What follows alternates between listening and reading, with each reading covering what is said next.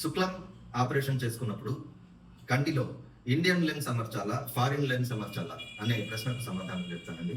నేను డాక్టర్ నజీర్ హుసేన్, రైల్వేస్లో 30 సంవత్సరాల పాటు ఐ స్పెషలిస్ట్గా పనిచేసి తిరుపతిలో సున్నపు వీధి ఫ్రూట్ మార్కెట్లో బ్రైట్ విజన్ ఐ సెంటర్ స్థాపించి సేవలు అందిస్తున్నానండి.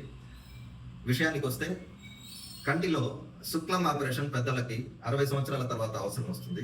ఆ ఆపరేషన్ చేసినప్పుడు కంటిలో ఒక లెన్స్ అమరుస్తాం, చిన్న లెన్స్. ఈ లెన్స్ ఇండియన్ దా ఫారిన్ దా అడగడం అనేది ప్రధానం కాదండి. ఇప్పుడు కొత్త టెక్నాలజీలో కొత్త లెన్సులు వచ్చాయి. పాత లెన్సుల్లో దూరపు చూపు మాత్రం ఉండేది. ఇప్పుడు కొత్త లెన్సుల్లో దూరపు చూపు, దగ్గర చూపు కూడా రెండు కూడా ఉన్నాయి, అంటే కంటి లోపల అమర్చే లెన్స్ లో.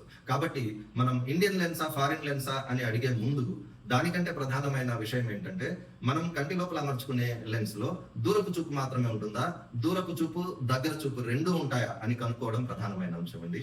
ఇది చాలా మందికి తెలిసి ఉండకపోవచ్చు. కాబట్టి ఈ సమాచారం మీకు ఉపయోగపడుతుంది అనుకుంటున్నాను.